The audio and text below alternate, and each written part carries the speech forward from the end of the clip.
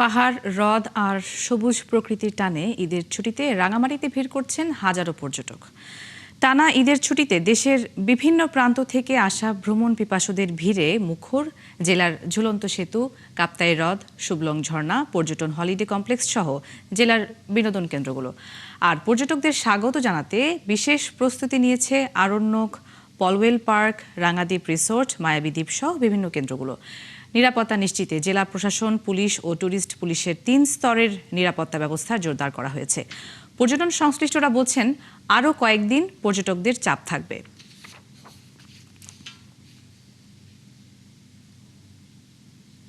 দর্শক, ঈদের ছুটিকে কেন্দ্র করে রাঙামাটির পর্যটন পরিস্থিতি নিয়ে এবারে যুক্ত হচ্ছেন সহকর্মী উচিংছা রাখাইন।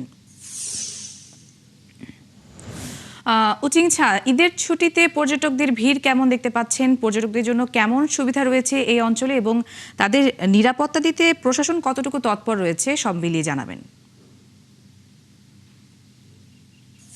আপনি যেমনটি বলছিলেন, এই যে আজকে যে ঈদের 2 দিন থেকে 3 দিন যাবৎ ছুটিতে কিন্তু বিশেষ করে যে রাঙামাটিতে যে পর্যটক সমাগম হয়েছিল, উপচে পড়া ভিড় বলতে গেলে, বিশেষ করে স্থানীয় যে রাঙামাটি জেলা আশপাশের জেলা থেকে কিন্তু যথেষ্ট পর্যটক এসেছে।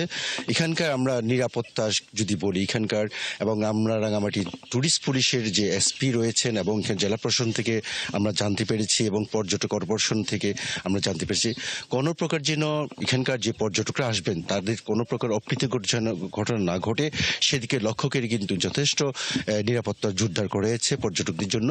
এবং এখানকে যদি বলি যে যারা পর্যটক এসেছেন, বিশেষ করে রাঙ্গামাটি থেকে যে আসামবস্তি সড়ক সবচেয়ে বেশি মানুষের সমাগম দেখা গিয়েছে এবং এখানকার যে রিসোর্টগুলো রয়েছে সেখানে উপচে পড়া ভিড় করছে। আমরা দুপুর থেকে কিন্তু যখন আমরা দেখলাম হচ্ছে গতকাল থেকে দেখেছি, দুপুর থেকে কিন্তু যত বাড়ছে কিন্তু ততক্ষণ কিন্তু পর্যটক সংখ্যা যথেষ্ট রয়েছে।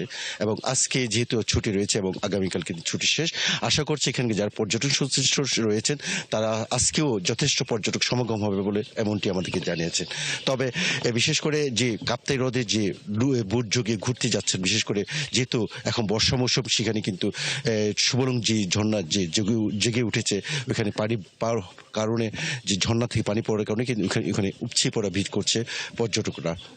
এবং আশা করছে যে এখানকার আজকেরও আরো অনেক পর্যটক সমাগম হবে এমনটি প্রত্যাশা করছে।